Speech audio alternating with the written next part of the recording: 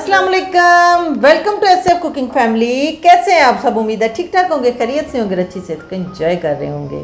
आज जनाब SF cooking family पे हम एज़ यूजुअल बहुत ही मज़ेदार और झटपट स्नैक्स की रेसिपी लेके आए हैं। बनेंगे बहुत ही आसान से इंग्रेडिएंट्स में जो कि हर वक्त होते हैं आपके घर में। तो फटाफट से आज हम बंद गोभी और आलू के साथ आसान तरीन और मज़ेदार तरीन स्नैक्स बनाना शुरू करते हैं। लेकिन हमारे चैनल को सब्सक्राइब कर दे, बेल नोटिफिकेशन दबाना बिल्कुल नहीं भूलना और हमारे वीडियोस को लाइक किया करें। तो चलिए शुरू करते हैं। यहाँ पे जनाब एक बोल में हमने 1 कप के करीब बारीक कटी हुई बंद गोभी ले ली है और 2 उबले हुए आलू लिए हैं, मीडियम से थोड़े से बड़े ही थे, और इनको हमने कद्दूकश कर लिया है। आप चाहें तो इसको मैश भी कर सकते हैं, लेकिन कद्दूकश करने से ये जो हमारे स्नैक्स हैं इनका टेक्सचर अच्छा बनेगा। इसको अब हाथों से हल्का सा मिक्स कर लें और इसमें शामिल करेंगे कुछ मसाले, जिसमें 1 टेबल स्पून डाला है मैंने चाट मसाले का, 1 टीस्पून इसमें नमक का डाला है, ½ टीस्पून सुरख मिर्च, 1 टेबल स्पून भर के पिसे हुए धनिया खुश्क और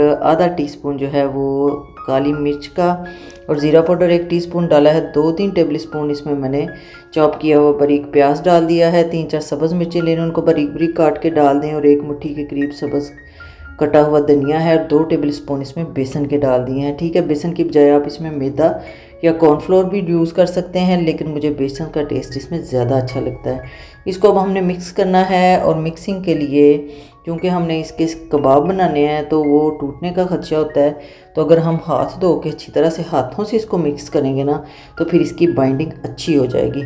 इसको थोड़ा सा इस तरह से आटे की तरह ना हल्का सा हाथों में मैश करके गूंद लें, और फिर हाथों को हल्का सा ऑयल लगा लें, और इनको कोई भी शेप जो आपको पसंद हो इस तरह से शेप दे लें इनको कबाबों की। ठीक है जी, अब हमने इनको फ्राई करना है। ऑयल हमने पहले से हीट अप होने के लिए रखा हुआ था।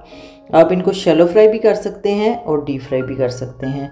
तो ये जो है ना मैं यहाँ पे डीप फ्राई इसको कर रही हूँ। इसको डालना है आपने इस तरह से सारे कबाब बना के, और 2 से 3 मिनट के बाद मीडियम फ्लेम पे आपने इसको पकाना है, और 2 से 3 मिनट के बाद इसकी साइड चेंज कर दें और फिर 3-4 मिनट पका लें।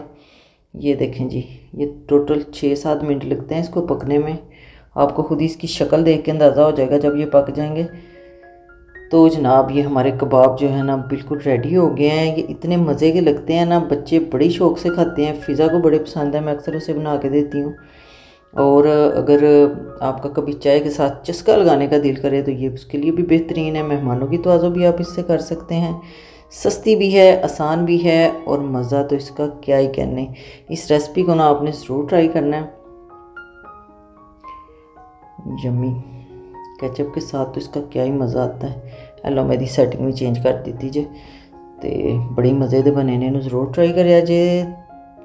ये देखें, और फिर जो रेसिपी बनाते हैं ना आप उसकी पिक्चर भी मेरे साथ शेयर किया करें, बड़ा मज़ा आता है। और कमेंट जी। तो जनाब कैसी लगी आपको हमारे मज़ेदार से स्नैक्स की रेसिपी, इजी और टेस्टी। फिर मिलेंगे किसी नई मज़ेदार और सुपर यमी रेसिपी के साथ। स्टे हेल्दी, अल्लाह हाफिज़।